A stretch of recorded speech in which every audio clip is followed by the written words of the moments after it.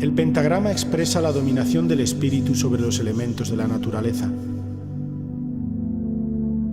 Con esta sencilla frase sintetiza el venerable maestro Samael en el Matrimonio Perfecto la importancia de la figura geométrica que llamamos pentagrama. Su nombre viene del griego y significa 5 líneas.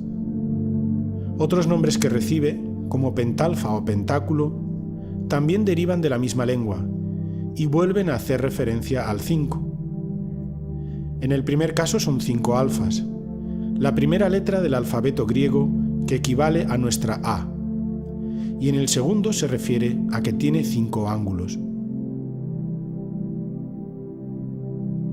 Ya era conocido en la antigua Mesopotamia, pero sabemos que fue Pitágoras el que le dedicó la máxima atención, estudiándolo, reverenciándolo y adoptándolo como símbolo de su escuela iniciática, según Jámblico en su vida de Pitágoras. Parece ser que fue la escuela pitagórica, con su estudio exhaustivo, la que descubrió sus bellas propiedades geométricas, científicas y mágicas que entonces no estaban en absoluto diferenciadas. Aunque prácticamente no se conservan textos pitagóricos, parece claro que descubrieron el número phi, un número irracional cuyos decimales no periódicos se extienden hasta el infinito. Además, todos los ángulos que existen en el pentagrama son de 36 grados, 5, 72 grados, 10 y 108, 5 interiores y 5 exteriores. Y su suma cabalística nos conduce a un nuevo número de gran importancia, el 9. 3 más 6 igual a 9, 7 más 2 igual a 9 y 1 más 0 más 8 igual a 9. Los pitagóricos establecieron una relación entre la palabra higieia, salud en griego, que al contraerse se puede escribir como higeia, y el pentágono estrellado, situando una letra en cada vértice. Como los miembros de esta escuela se reconocían con este símbolo, es fácil establecer la relación entre mostrar el pentagrama ante una persona y desear salud y bienestar. De hecho, el verbo saludar proviene de la palabra salud.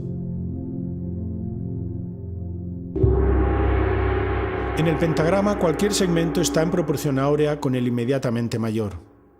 Es decir, una vez ordenadas las longitudes de los 4 segmentos de mayor a menor, la razón entre cada una de ellas y la siguiente es constante e igual a nuestro número de oro.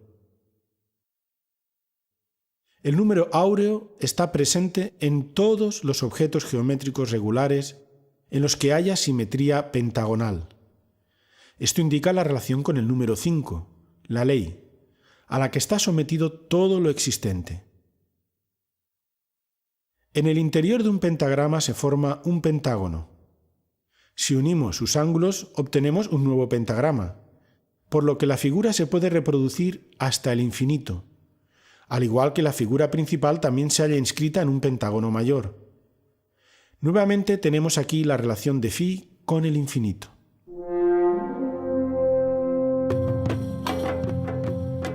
Como hemos dicho, esta figura se encuentra desde época de las culturas mesopotámicas. Es utilizada por Pitágoras como símbolo de su escuela y pasa a través de Platón hasta Vitruvio, persistiendo a lo largo de los siglos en los trazados de los arquitectos y en las estrellas mágicas. Luca Pacioli lo saca nuevamente a la luz y los artistas del Renacimiento lo incorporan a su obra: Leonardo, Alberti, Durero, etc. En resumen, el pentagrama como figura geométrica reúne unas características y propiedades matemáticas únicas. Todas giran alrededor del número phi o número de oro. Este número irracional, ya que no puede ser expresado por un número entero, guarda relación con el número 5, la ley divina, y con el círculo, expresión de la perfección de Dios, así como con la espiral, que es el nexo de unión entre los mundos. Indudablemente las octavas del caracol se procesan musicalmente con las notas do, re, mi, fa, sol, la, si, en forma graduativa. Si observamos cuidadosamente una escalera espiraloide, veremos una sucesión de curvas cada vez más altas, en forma tal que van precedidas por las más bajas. Esta formación, esta distribución de las curvas en la forma de cualquier espiral, es suficiente como para comprender que entre octava y octava existen también pausas musicales. A cada una de estas pausas corresponde un descenso abismal.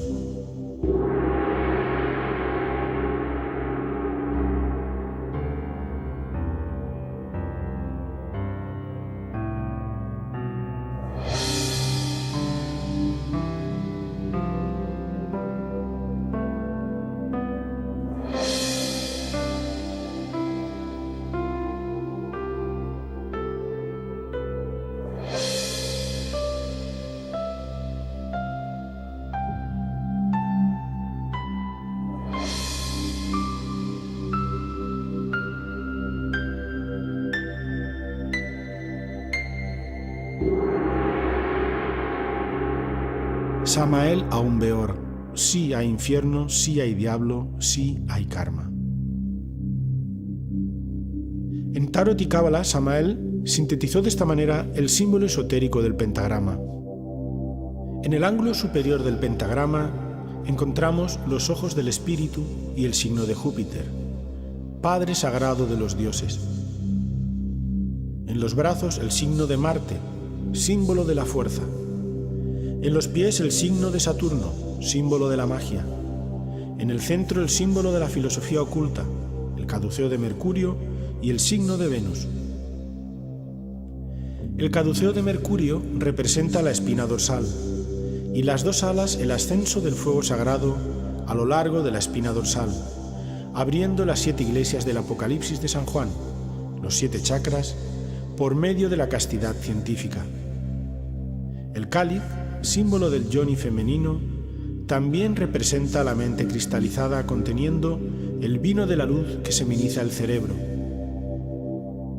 La espada es el falo masculino. También encontramos la llave y el pentáculo de Salomón. El tetragrammatón es un mantra de inmenso poder sacerdotal. Según matemáticas transfinitas, infinito más infinito igual a la pentalfa.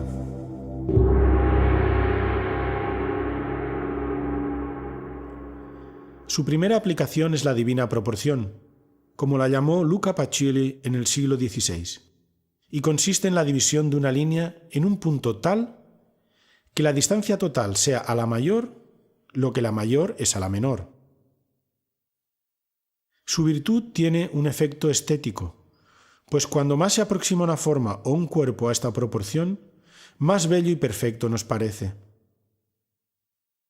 Todas las criaturas de la naturaleza tienden a desarrollarse cumpliendo esta proporción.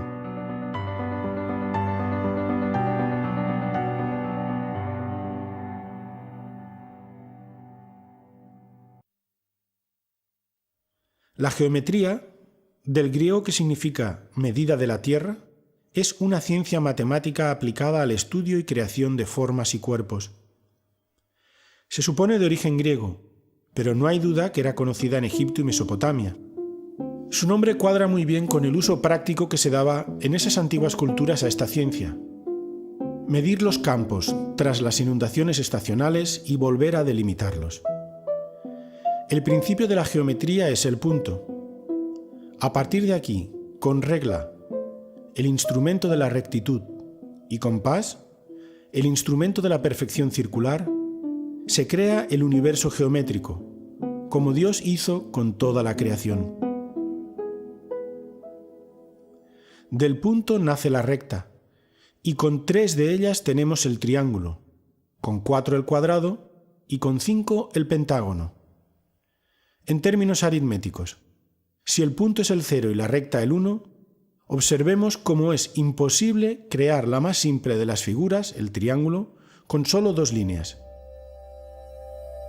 Esta es la más simple demostración del misterio de la creación, que requiere de la concurrencia de 3 elementos o fuerzas para su existencia. La forma de crear un rectángulo con phi consiste en apoyar un compás en la mitad de un cuadrado perfecto y extender su otra punta hasta su ángulo inferior. Haciendo girar el compás, nos dará el punto hasta donde se debe extender el rectángulo para que resulte áureo. Mediante este sencillo procedimiento, podemos entender que Phi relaciona el círculo, la perfección divina, con el cuadrado y el rectángulo, ambas formas ligadas al 4, el mundo manifestado. En el mismo triángulo-rectángulo tenemos implícito el valor de Phi, la armonía oculta que anima a todas las cosas existentes hacia la belleza y la verdad divinas. El psicólogo alemán Gustav Theodor Fechner, 1801-1887, realizó en 1876 el experimento de presentar rectángulos de varias medidas y darlos a elegir a diversos sujetos, prefiriendo la mayoría los que guardaban la proporción áurea. Los poliedros regulares son sólidos cuyas caras son todas iguales. Los pitagóricos demostraron que solo pueden existir 5 cuerpos regulares, que representan a cada uno de los elementos. La Tierra está representada por el cubo, constituida por 8 vértices y formada por 6 cuadrados. El fuego por el tetraedro, que son 4 triángulos equiláteros. El aire por el octaedro, 8 triángulos equiláteros. El agua por el icosaedro, con 12 vértices y 20 triángulos equiláteros. El universo o el éter está representado por el dodecaedro, formado por 12 caras, que son 12 pentágonos regulares. Todos, en especial el icosaedro y el dodecaedro, guardan estrecha relación con el número de oro. Mediante un rectángulo áureo subdividido, se traza una espiral logarítmica que permite comprender todas las relaciones armónicas que se manifiestan en la naturaleza y en el arte. Podemos apreciar cómo los cuadrados y rectángulos áureos se suceden hasta el infinito. Sobre los rectángulos se traza la espiral modelo de crecimiento de los seres vivos. Todos responden a la serie de Fibonacci. Cuando a un círculo le aplicamos la proporción áurea en un extremo, tenemos un nuevo perfecto. Y si lo hacemos en los dos extremos, conseguimos una elipse perfecta, con el aspecto típico de una galaxia. Otra maravillosa propiedad de esta proporción es que si colocamos dos rectángulos áureos transversalmente, el vértice central queda alineado de esta forma.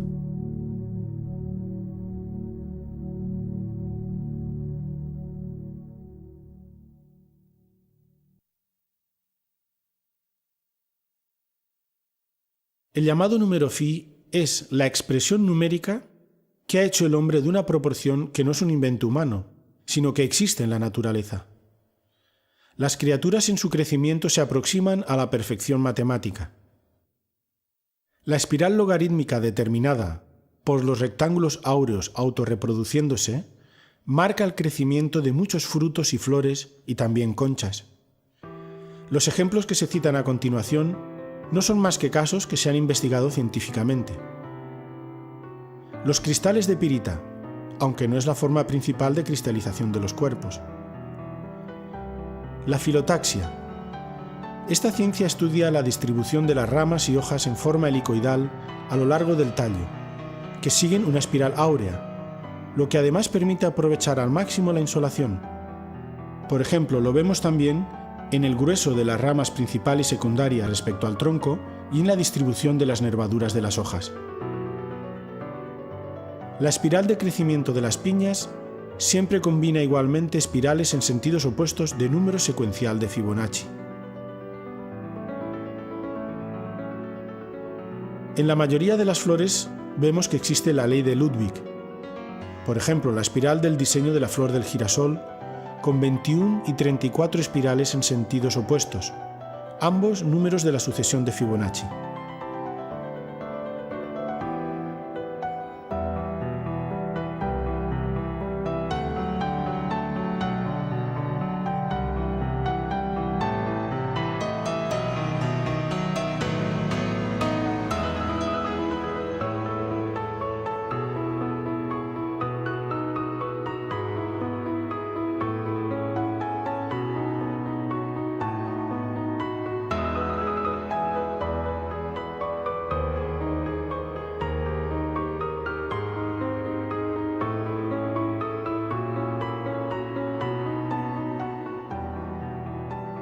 Tenemos también la maravillosa y sorprendente col romanesco.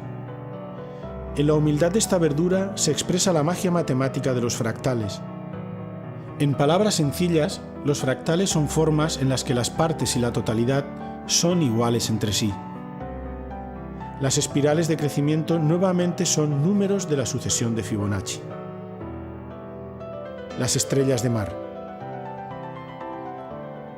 Al estudiar el movimiento de las abejas cuando se desplazan en un panal, se ha comprobado que corresponden con números de la sucesión de Fibonacci.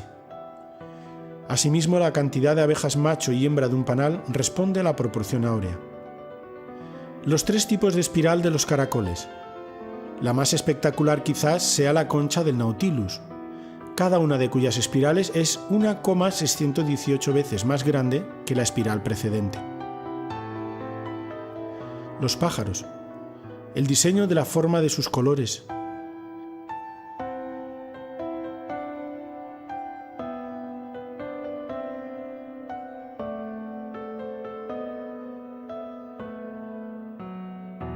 La forma espiral de las galaxias. Dice el venerable maestro Samael: necesitamos llenar la bolsa inagotable de las grandes posibilidades. La bolsa inagotable de las posibilidades tiene la forma de una galaxia espiral. Para los pocos.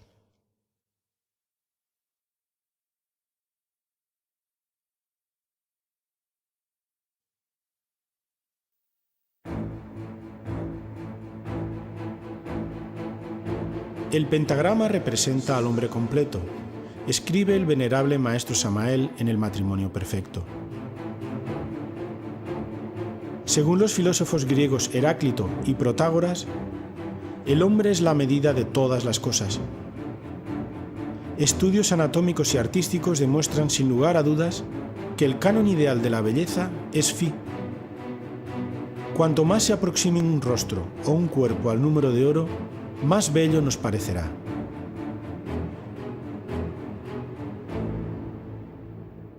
Vitruvio fue el que más se extendió sobre este tema, aclarando cómo los escultores griegos descubrieron esta proporción y la aplicaron a la talla de figuras humanas, al igual que los arquitectos lo aplicaron a la erección de edificios. El hombre de Vitruvio, de Leonardo, recibe este nombre porque el artista italiano lo reprodujo genialmente según las instrucciones del arquitecto romano. El ombligo es el punto donde se debe dar la proporción, siendo el sexo la mitad exacta. El círculo tiene su centro en el ombligo y el cuadrado en el sexo. De hecho, todas las proporciones de las partes principales del hombre obedecen a la proporción áurea. Los ventrículos del corazón humano recuperan su posición inicial en el punto del ciclo cardíaco que corresponde a la sección áurea. En la distancia del brazo a la punta de los dedos, del codo a la punta de los dedos, en la mano desde la muñeca al índice y en las falanges de los dedos de una mano encontramos la proporción áurea.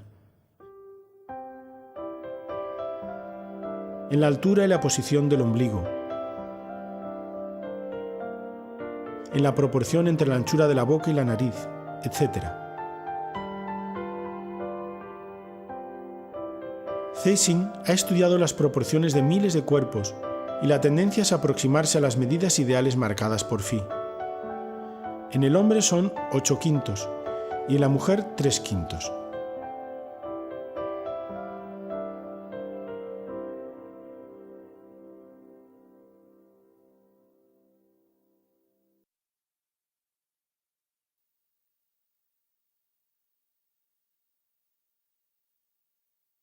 Como dijimos anteriormente, la primera escuela que sacó a la luz estos secretos matemáticos fue la de Pitágoras de Samos, en el siglo V a.C.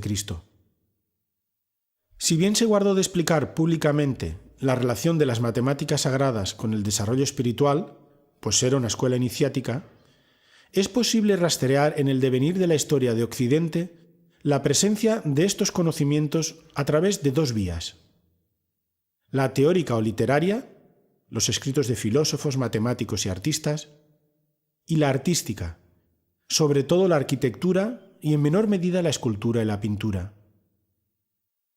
Aunque pudiera parecer que el conocimiento de la proporción áurea aumentara en el devenir histórico, lo único que está sucediendo es que aumenta el saber y decrece el ser, es decir, aumentan las explicaciones teóricas y disminuye su presencia y su uso consciente.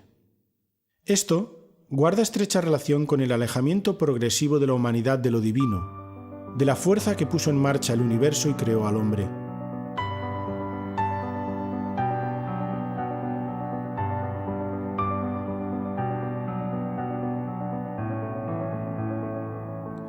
Este campo es uno de los más fecundos en la aplicación de Phi. En forma natural, el artista tiende a expresarlo en las medidas de todas sus creaciones, dado su valor altamente estético. Pero además, no hay duda que se usó a modo de misterio matemático y místico en todas las grandes obras a lo largo de la historia. Ponemos ejemplos que han sido objeto de estudio. En la era mesopotámica, estamos hablando del año 7000 al 3200 a.C., en las tablillas de arcilla sumerias se encuentran grabados pentáculos. La puerta de la muralla de Bagdad responde también en sus diseños a la divina proporción.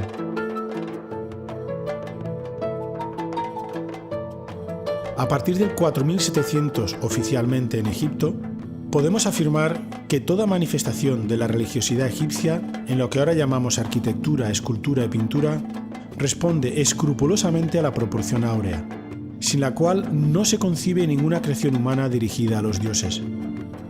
Podríamos poner como ejemplo la planta de cualquier templo del antiguo Egipto, Abidos, Edfu, Dendera, etc. El ejemplo quizá más conocido es la Gran Pirámide. En ella el cociente de la altura de cualquiera de los triángulos que la conforma y su lado es 2 phi.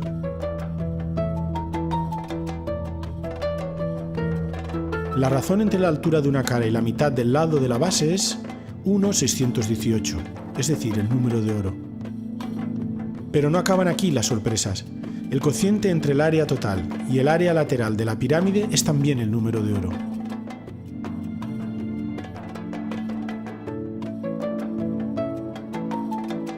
Y por si fuera poco, el cociente entre el área lateral y el área de la base sigue siendo el número áureo.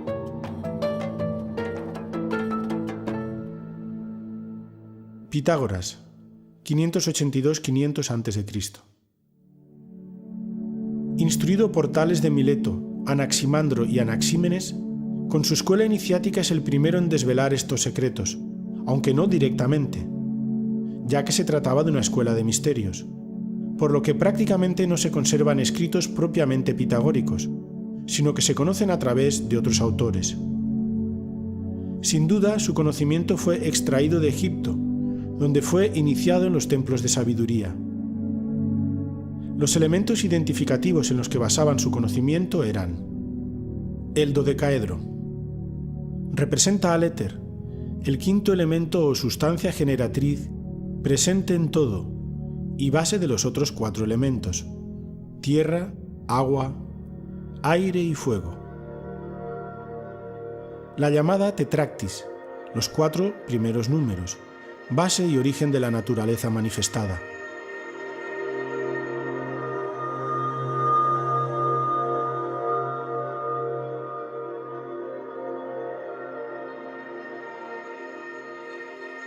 El triángulo rectángulo, que representa la inconmensurabilidad, como virtud divina presente en todo lo existente.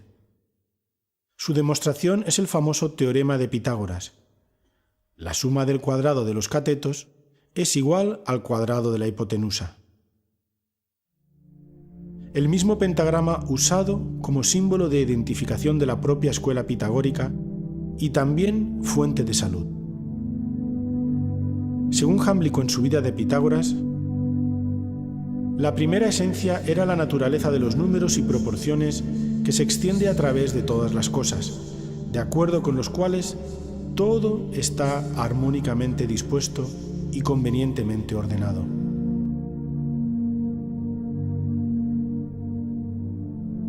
La música. A través de su estudio de la mística de los números, descubrieron el carácter aritmético de la armonía musical.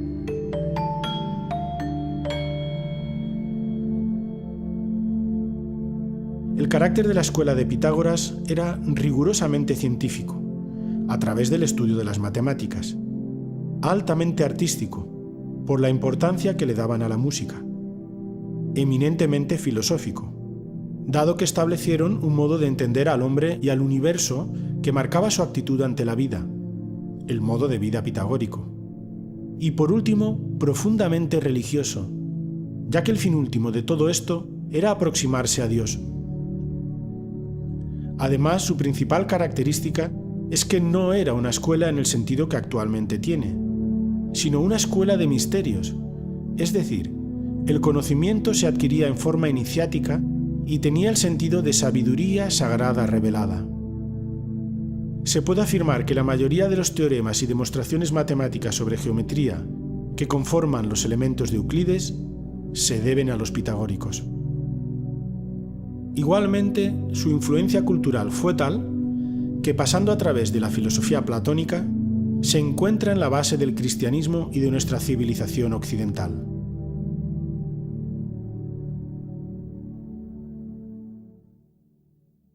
Arte de la antigua Grecia y Roma. El Partenón, 447-442 a.C., templo octástilo, períptero y dórico por excelencia, ajusta todo su espacio a la proporción áurea, siendo sus fachadas, los lados cortos del rectángulo, inscribibles perfectamente en un rectángulo áureo. Esto fue descubierto por J. Hembich, 1867-1924, y Zeising en el siglo XIX. La distribución de su planta y de las fachadas laterales también se ajustan al número de oro. Del primero, J. Hembich, se publica en 1926 The Elements of Dynamic Symmetry, donde tras el estudio de obras tales como el mismo Partenón, el templo de Apolo en Figalia, o las estatuas de Zeus en Olimpia y la de Atenea en Egina, estableció los principios geométricos de la armonía del arte griego, basado, cómo no, en el número de oro. En 1837 se descubrieron las correcciones ópticas.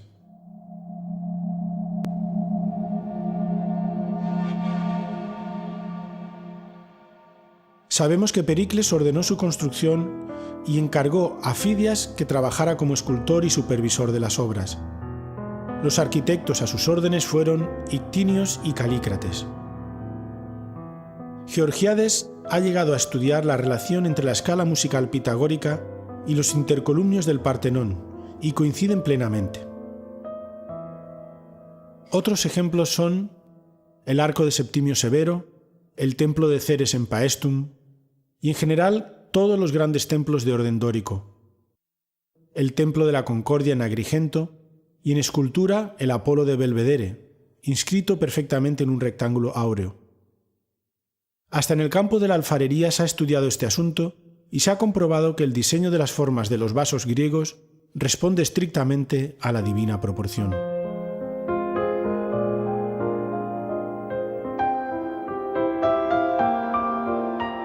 Platón, 428 al 347 a.C. Considera la proporción áurea como la mejor relación matemática.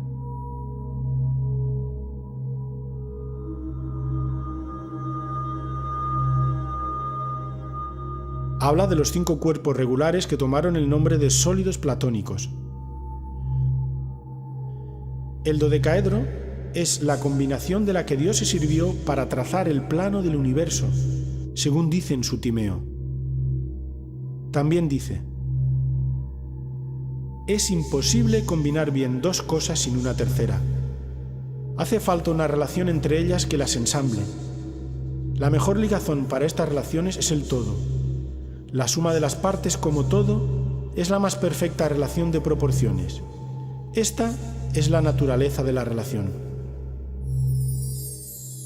La obra del más famoso de los filósofos griegos es tan vasta que nos limitaremos en este estudio a recordar la frase que rezaba en el dintel de la Academia de Platón: no pase quien no sepa geometría.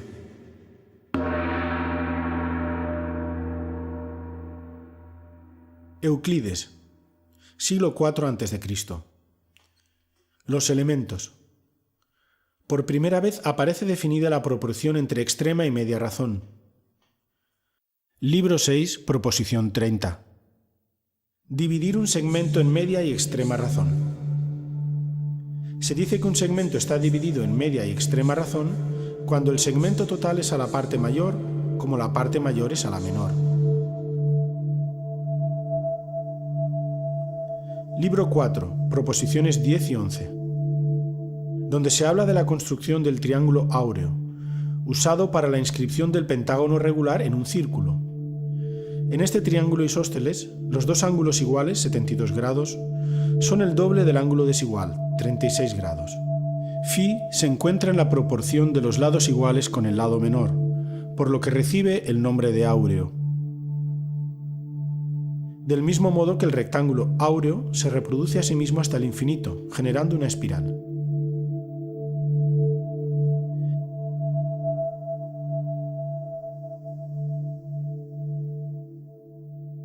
Vitruvio, 85-26 a.C. Para ser buen arquitecto hay que ser buen músico. La simetría consiste en el acuerdo de medidas entre los diversos elementos de la obra y estos con el conjunto. Como del cuerpo humano se deduce la proporción, aquella que los griegos llamaban analogía o consonancia entre las partes y el todo. Dicha simetría está regida por un módulo o canon común, el número.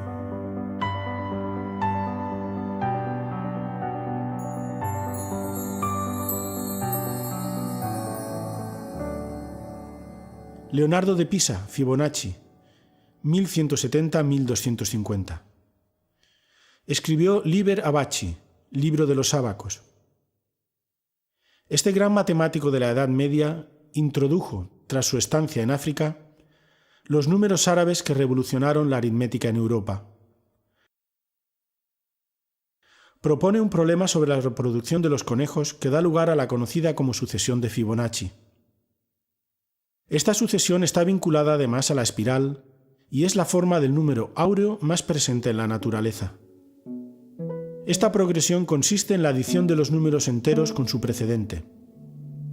0, 1, 1, 2, 3, 5, 8, 13, 21, 34, 55, 89, 144, 233, 377, 610, 987, 1597, 2584, 4181, 6765 y así hasta el infinito.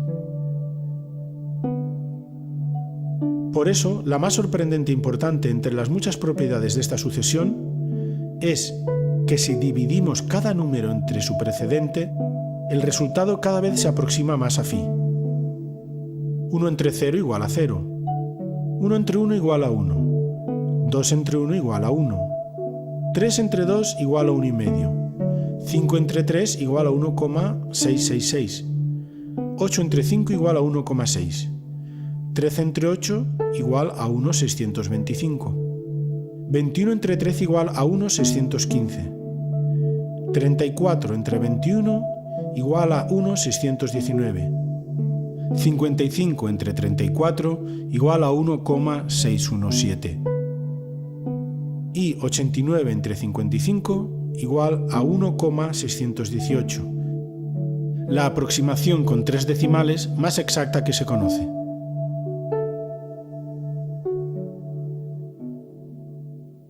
En la Edad Media, entre los siglos XI y XIV, tenemos como ejemplo máximo la Alhambra de Granada.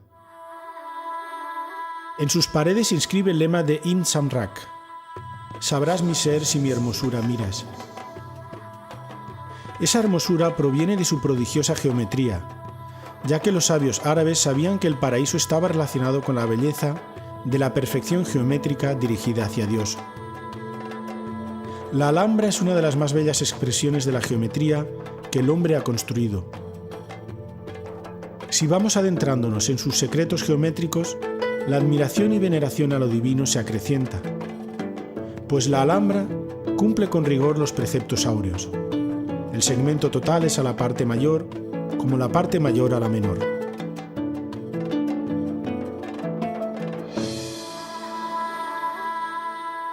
La mayor parte de la Alhambra fue construida en el siglo del arte gótico y comparte los secretos geométricos de las catedrales, aunque expresados en una forma muy diferente.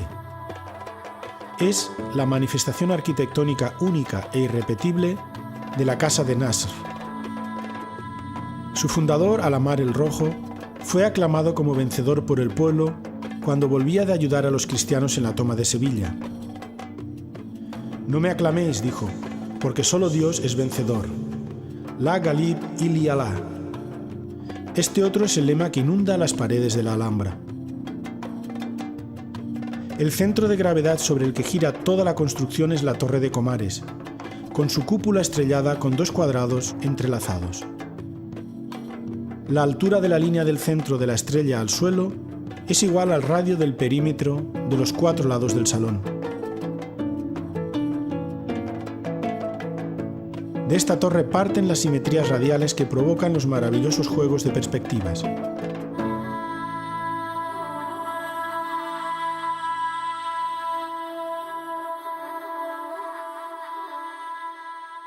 Del prerrománico, románico y gótico, podemos decir que las cofradías de artesanos y constructores de catedrales transmitieron los secretos iniciáticos de la mística pitagórica y los plasmaron en los edificios que construían. Es más, el mismo pentagrama aparece directamente en muchas construcciones, como se puede apreciar en los siguientes ejemplos: Catedral de Amiens, Rosetón Norte, la iglesia de Santa María de Lemgo, Alemania,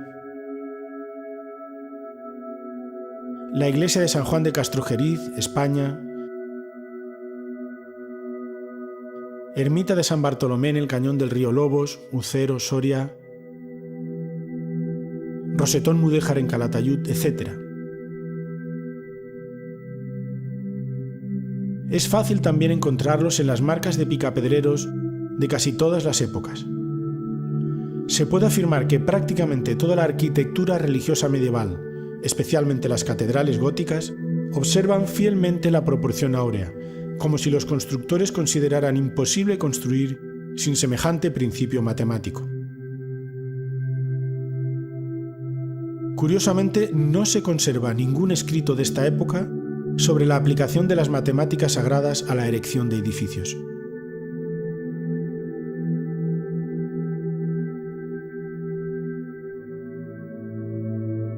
Ejemplos de estudios concretos los tenemos en Santa María dei Fiori de Florencia,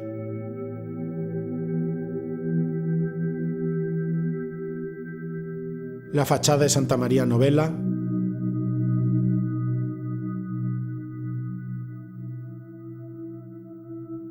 Notre Dame de París,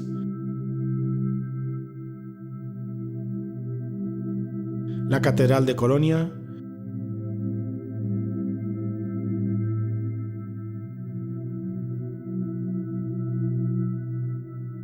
Saint-Ouen de Rouen,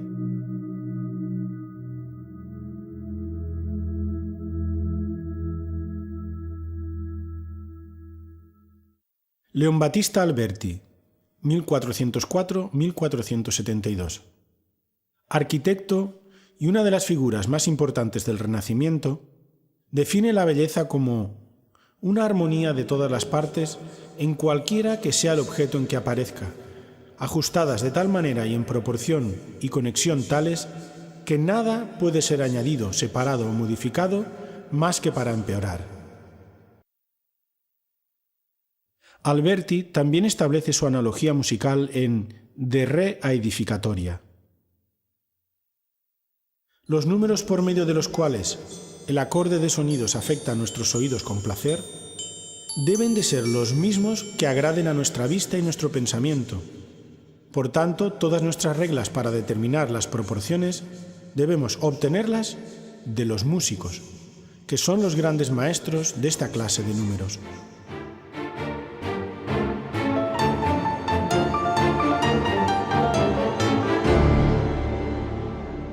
Luca Pacioli, 1445-1508. De Divina Proportione. Aquí recoge el neopitagorismo y el neoplatonismo de la antigüedad, en clara relación con el Timeo de Platón, al que cita en repetidas ocasiones, con todas sus implicaciones matemáticas, religiosas, místicas, filosóficas y artísticas. Fue de suma importancia para los científicos y artistas del Renacimiento, alargándose su influencia para toda la posteridad, incluso a nivel mágico.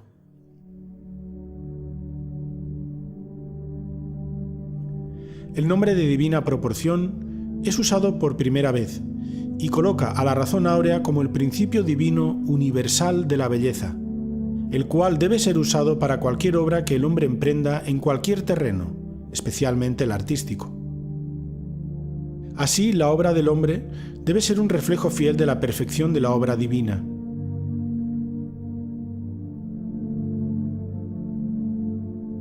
En el capítulo 2 de la Divina Proporción, Luca Pacioli escribe: Omnia consistum in numero, pondere et mensura. Es decir, que todo aquello que se encuentra distribuido por el universo inferior y superior se reduce necesariamente a número, peso y medida. En el capítulo 5, el monje franciscano explica por qué esta proporción matemática merece el nombre de divina. Una, es una sola y no más, y dicha unidad es el supremo epíteto de Dios mismo. 2. La divina proporción se corresponde con la Santísima Trinidad.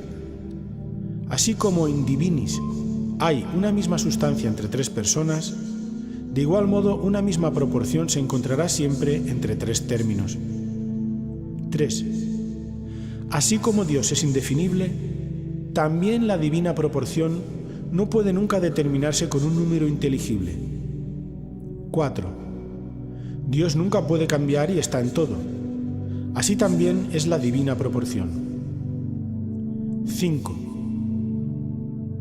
Así como Dios confiere el ser a la virtud celeste, llamada quinta esencia, y mediante ella a los otros cuerpos simples, es decir, a los cuatro elementos, tierra, aire, agua y fuego, que tienen su forma propia, cubo, icosaedro, octaedro, tetraedro, nuestra Santísima Proporción confiere el ser formal, según el antiguo Platón en su Timeo, al cielo mismo, atribuyéndole la figura del dodecaedro.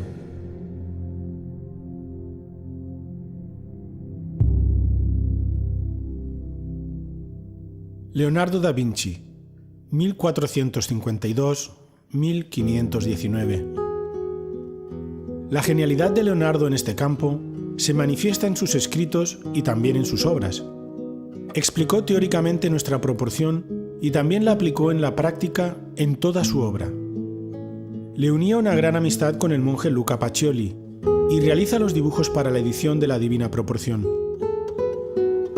En su tratado de pintura afirma: nuestra alma está hecha de armonía, y la armonía no se engendra, sino que surge espontánea de la proporción de los objetos que la hacen visible. La gracia de las proporciones está encerrada en normas armónicas. Hace falta usar estas reglas para corregir los errores de las primeras líneas de la composición. El pintor inventa la forma y la materia de las cosas que va a representar. Luego las mide, organiza y proporciona. Y también en el cuaderno de notas, la proporción se encuentra no solamente en los números y medidas, sino también en los sonidos, pesos, tiempos, espacios y cualquier clase de energía que pueda existir. A él le debemos el nombre de proporción áurea. La pintura más famosa de todos los tiempos, la Gioconda, también está ejecutada con la Divina Proporción, así como la Santa Cena y la Anunciación.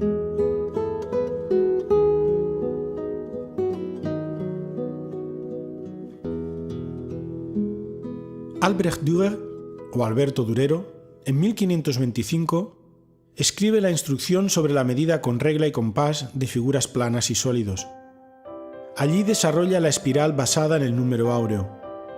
En las obras Adán y Eva se ejemplifica la aplicación de la proporción áurea.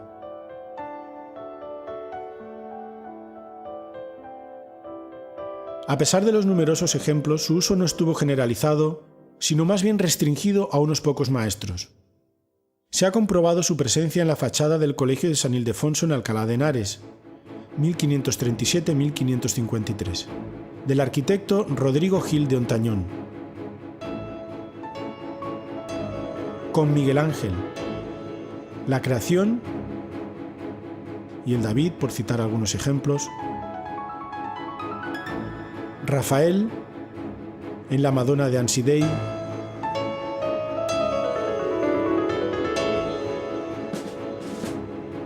En el Bautismo de Cristo de Piero de la Francesca. En la Primavera de Botticelli. En el Greco, con el entierro del conde de Orgaz.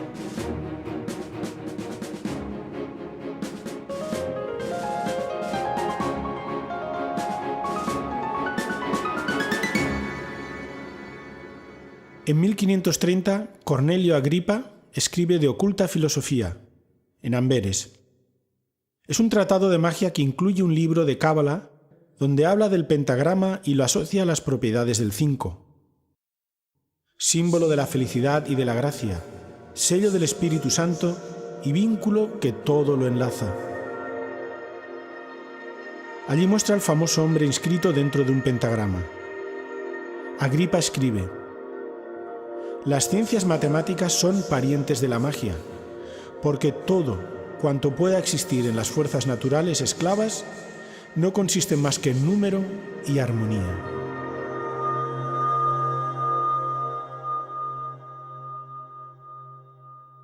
Paracelso, 1493-1541. Además de médico y alquimista, su sabiduría se extendió a la magia y reduce todos los símbolos de poder sobre las potencias invisibles a dos solamente: el hexagrama o sello de Salomón, macrocosmos, y el pentagrama, microcosmos, el signo más poderoso de todos. De nuevo vincula la salud al pentagrama, símbolo perfecto de armonía, cuyo desequilibrio genera la enfermedad.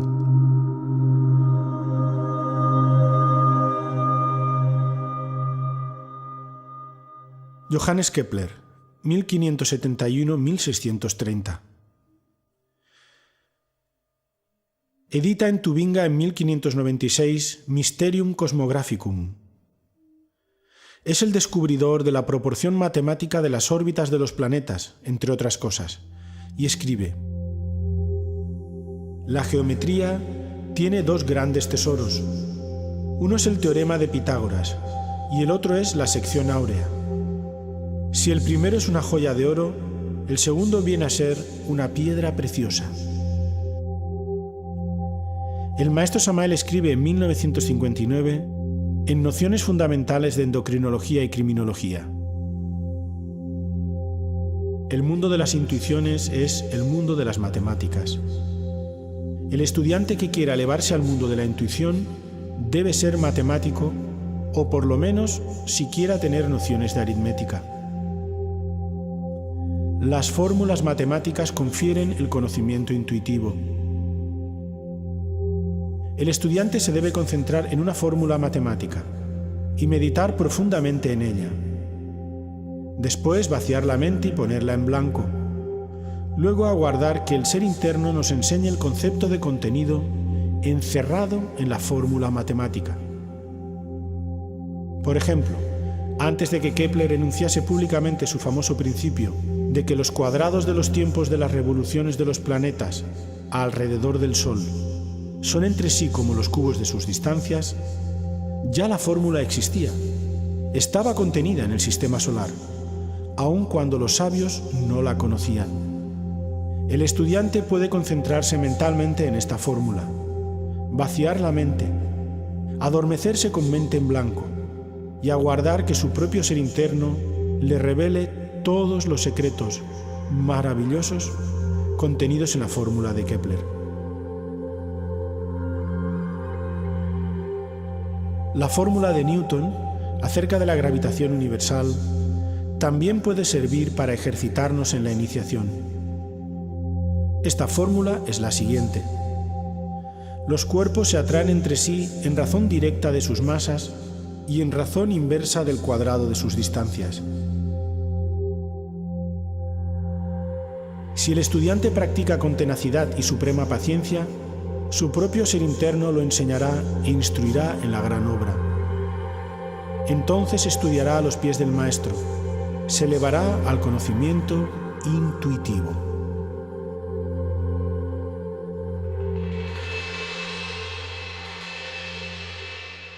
En los siglos XVII y XVIII aún decae más su uso. A pesar de ello subsisten algunos ejemplos. Palladio y toda su arquitectura. Los pastores de la Arcadia de Nicolas Poussin.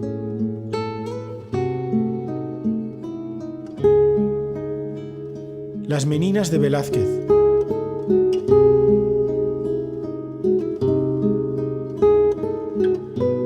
Saturno devorando a sus hijos de Goya. Los edificios de la Plaza Vendôme de París.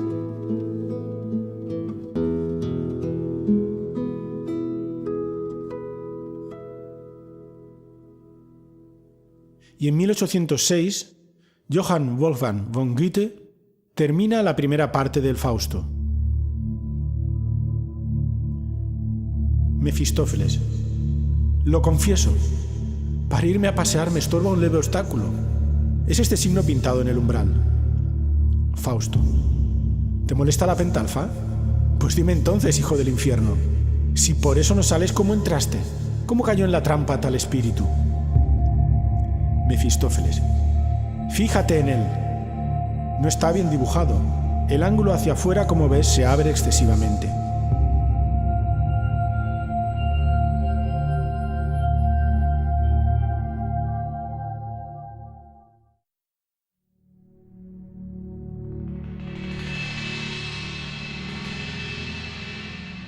El pentagrama es el signo del Verbo hecho carne, dice el venerable maestro Samael. Y también en el matrimonio perfecto, el pentagrama es símbolo del Verbo universal de vida. Se puede hacer resplandecer instantáneamente el pentagrama con ciertos mantras secretos.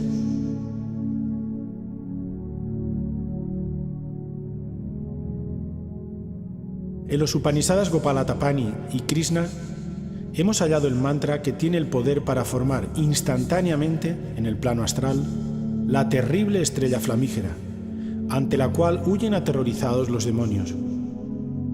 Este mantra consta de 5 partes, a saber, Klim, Krishnaya, Govindaya, Gopihana, Vayavaya, Swaha. Al vocalizar este mantra, se forma instantáneamente la estrella flamígera ante la cual huyen aterrorizados los tenebrosos del arcano 18. El verbo cristaliza siempre en líneas geométricas.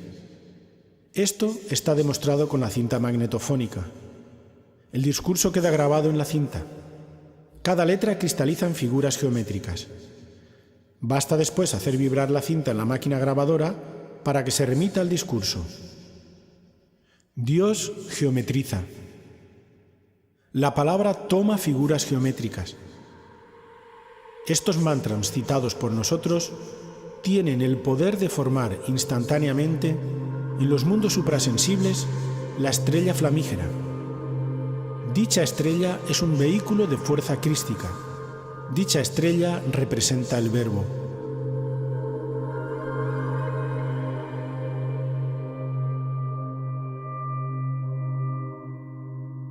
Con este poderoso mantra se pueden defender todos aquellos que están trabajando en la fragua encendida de Vulcano. Dicho mantra se vocaliza silabeándolo. Con este mantra se puede conjurar a los demonios que controlan a los posesos. Es urgente aprender a crear instantáneamente la estrella flamígera. Con este mantra podemos crear esa estrella para combatir a los tenebrosos.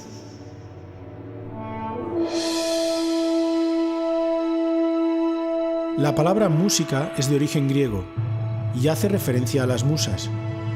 Hesíodo, hacia fines del siglo VIII a.C., nos dice que las musas son las 9 diosas hermanas, hijas de Zeus, Dios, y Mnemósine, la memoria, protectoras de la poesía, las artes y las ciencias.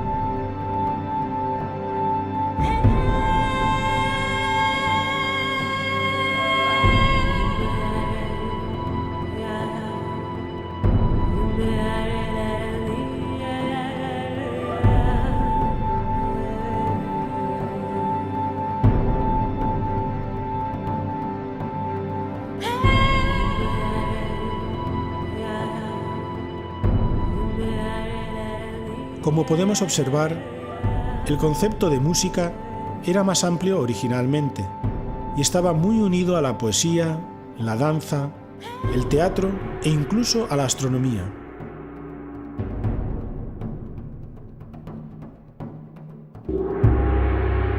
Platón estableció que las matemáticas eran la base para las ciencias que permitían acceder a la comprensión total del universo. Aritmética, geometría, astronomía y música. Estas disciplinas componían el llamado quadrivium de la enseñanza universitaria de la Edad Media.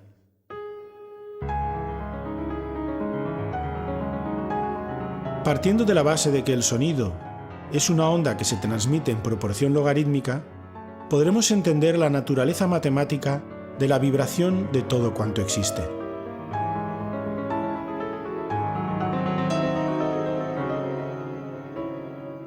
La música fue el tercer pilar de la comunidad pitagórica. La armonía musical, cuyo descubrimiento se les atribuye, es, al igual que la lógica matemática, la manifestación del orden divino en el universo. En forma ya legendaria, se dice que los pitagóricos advirtieron la relación de la longitud de una cuerda con su vibración o sonido. Usaron un instrumento de una única cuerda, el monocordio, y descubrieron que su subdivisión en cierta proporción producía sonidos consonantes, es decir, que sonaban bien. Son las llamadas quintas, cuartas, terceras, octavas, etc. Estos intervalos se llaman así por el número de notas que contienen entre ellos. Así se estableció la llamada escala pitagórica, base de la música occidental.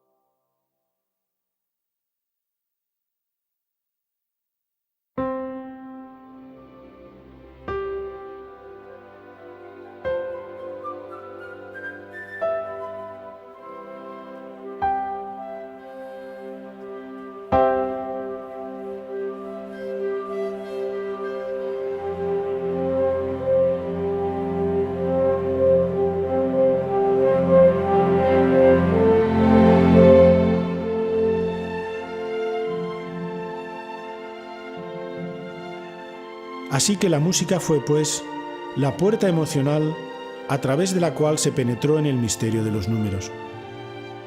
Al hablarnos sobre el paso previo a la intuición, el venerable maestro Samael se refirió así al conocimiento inspirativo.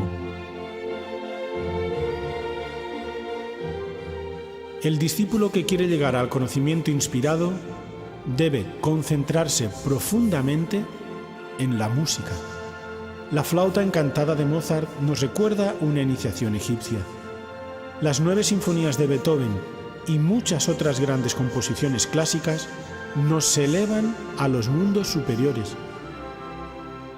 El discípulo concentrado profundamente en la música deberá absorberse en ella, como la abeja en la miel, producto de todo su trabajo. Ahora entenderemos por qué actuaba también como equilibrante emocional en el modo de vida pitagórico. A ellos les debemos también la afirmación que sostiene que, como toda vibración produce un sonido, también los mundos en su movimiento planetario producen un sonido que, sumado al de los otros cuerpos celestes, conforma la llamada música o armonía de las esferas, lo que fue reafirmado por Kepler y sus descubrimientos astronómicos.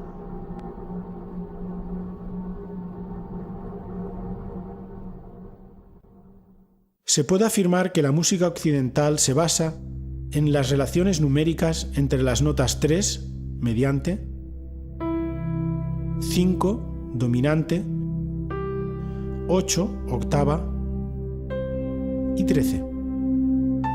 Las 3 primeras más la tónica forman el acorde perfecto. La nota 13ª de una escala da lugar a la nota inicial de la escala menor de la dicha escala.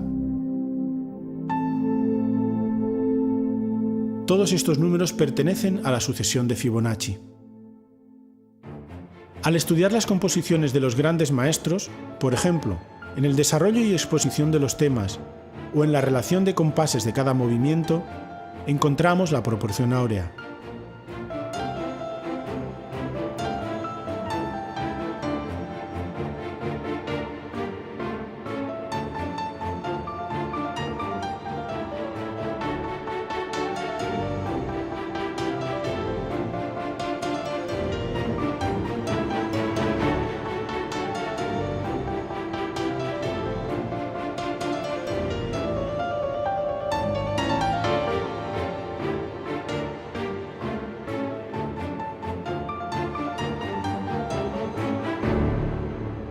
Hemos dejado a propósito la relación del pentagrama esotérico y el número de oro con la música para el final de este estudio, ya que en la ciencia de las vibraciones radica la clave para poder aplicar estos conocimientos sobre nosotros mismos.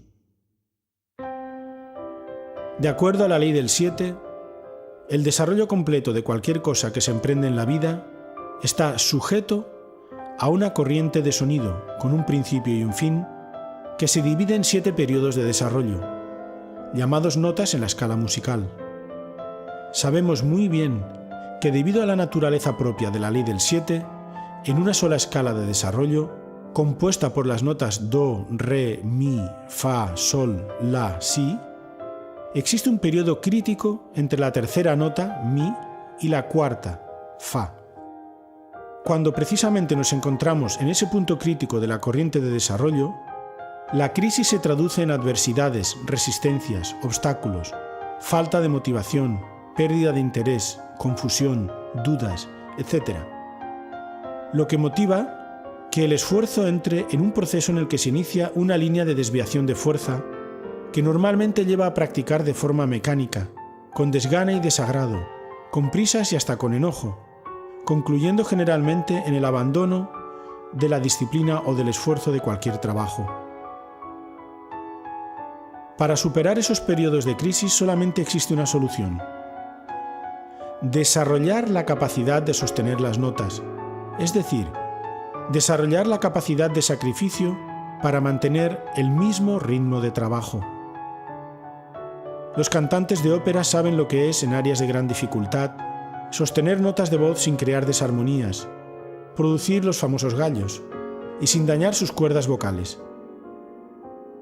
Igualmente, En todo esfuerzo que hagamos en la vida, en toda disciplina de trabajo que nos propongamos, en los momentos difíciles, debemos tener la capacidad de sacrificio suficiente para que no se produzca desviación de líneas o roturas de la línea de desarrollo. Debemos ser inteligentes, hacernos más conscientes de lo que hacemos, revalorizar los propósitos de trabajo, tomar conciencia del valor de la práctica. El crecimiento interior se fundamenta en la superación de las dificultades. Es en los momentos críticos donde más podemos aprender a conocernos a sí mismos. Muchas veces tenemos que seguir adelante cambiando algunas cosas, variando las formas para no caer en la mecanicidad. Esto lo sintetiza el venerable Maestro Samael en Para los Pocos. En el biorritmo de la vida todo se expresa basándose en la ley de las octavas. Durante este biorritmo, en mi Fa aparece la primera crisis y en la Si la segunda crisis. La clave de los triunfadores está en superar las crisis basándose en el desarrollo de la capacidad de sostener las notas y en seguir los siguientes 3 pasos: elección, cambio y decisión.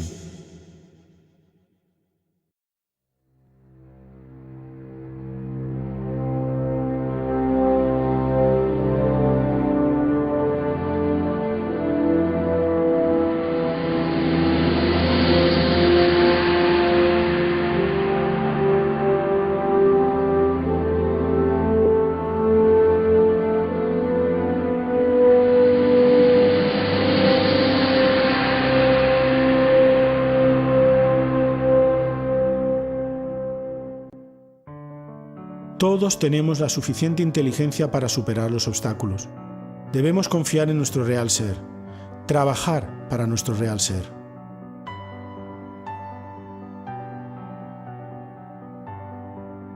Los procesos de creación y desarrollo están regidos por la ley de las octavas musicales, que es producto de la aplicación de la proporción áurea a los sonidos, y el venerable Maestro Samael nos cita los siguientes casos. El proceso de transformación de las sustancias que entran al organismo, la transformación de las sustancias groseras en más finas, se encuentra bajo el gobierno de la ley de las octavas musicales. Y estudiemos ahora atentamente las claves que nos da el Maestro para elevarnos espiritualmente. El cuerpo planetario, cuerpo físico, vibra normalmente con las 7 notas de la escala musical: Do, Re, Mi, Fa, Sol, La, Si. Dicha escala puede repetirse en octavas superiores desde el Do hasta el Si. Normalmente los ángeles y Mahatmas viven en una octava superior y por ello son invisibles para los ojos físicos. Empero nosotros podemos elevar la tasa de vibraciones de nuestro cuerpo planetario, cuerpo físico, para pasarlo a la octava superior musical donde viven los ángeles y Mahatmas. Quien quiera elevar la tasa de vibraciones del cuerpo físico para pasarlo a la octava superior, debe utilizar para ello el ayuno, el silencio, la oración, la meditación y el buen incienso. Se hace necesario quemar buen incienso dentro de su recámara y no hablar con nadie durante el ayuno. Se hace necesario concentrarse únicamente en el ángel o maestro con el cual deseamos relacionarnos. Así, se eleva nuestra tasa de vibraciones y pasamos a una octava musical superior. Entonces nosotros subimos y el maestro baja para platicar con nosotros. Así se obtienen las famosas materializaciones de que tanto se habla en la literatura ocultista, teosofista, etcétera, etcétera, etcétera. El Cristo Social, 1964. Nos aclara también la intervención de la ley del 7, que no es más que otro nombre para referirse a los mismos principios en el mantenimiento del universo. La música, el verbo, colocado por el Logos en 7 octavas musicales, sostiene al universo firme en su marcha. Primer orden de mundos, nota Do. Segundo orden de mundos, nota Si. Tercer orden de mundos, nota La. Cuarto orden de mundos, nota sol. Quinto orden de mundos, nota fa. Sexto orden de mundos, nota mi. Séptimo orden de mundos, nota re. Después, todo vuelve al absoluto, con la nota do. Sin la música, sin el verbo, sin la gran palabra, sería imposible la existencia maravillosa de los 7 cosmos. Tratado esotérico de Astrología Hermética, 1967. Acerca de la creación de los cuerpos afirma: cuando el septenario hombre se une sexualmente al septenario mujer, se hace una suma que da como resultado el arcano 14 del tarot. No está de más asegurar de paso que el hombre tiene 7 principios, lo mismo que la mujer. El sexo es el centro más importante y más rápido del ser humano. El proceso de crear un nuevo ser se realiza dentro de la ley de las octavas musicales. Las 7 notas de la escala musical son la base de toda creación. Si transmutamos la energía creadora, iniciamos una nueva octava en el mundo etérico, cuyo resultado es el nacimiento del Soma Puchikon, el traje de bodas del alma. Con este vehículo podemos penetrar conscientemente en todos los departamentos del reino. La tercera octava nos permite engendrar el verdadero astral, el astral Cristo. Al llegar a estas alturas, el viejo astral de fantasma queda reducido a un cascarón vacío, que se va desintegrando poco a poco. La cuarta octava nos permite engendrar la mente Cristo. Este vehículo nos da verdadera sabiduría y unidad de pensamiento. Solo aquel que engendra la mente Cristo tiene derecho a decir: tengo cuerpo mental. El cuerpo mental actual es solo un fantasma de la fachada. Realmente este se convierte en un cascarón hueco cuando nace la verdadera mente. Entonces se desintegra, se reduce a polvareda cósmica. La quinta octava musical engendra el verdadero cuerpo causal. Al llegar a estas alturas encarnamos el alma. Entonces ya tenemos existencia real. Antes de este instante no tenemos existencia real. Curso esotérico de Cábala 1969. El mismo movimiento gnóstico, obra de un ser despierto, obedece a la misma ley. Quiero deciros que esta enseñanza para la nueva era acuaria se está entregando de acuerdo con la ley de las octavas musicales. Cada una de estas obras se va desarrollando en notas más y más elevadas. Cuando lleguemos a la nota síntesis, entonces el mensaje habrá concluido. Después de eso me marcharé con mi divina madre Kundalini hacia la eternidad. Mi regreso al Tíbet, mensaje de Navidad 1969. Definitivamente, el pentagrama es la imagen perfecta de la armonía matemática presente en la naturaleza y a la que tienden todas las criaturas vivas. El descubrimiento en uno mismo de esa ley matemática nos conduce a la revelación de que formamos parte de Dios.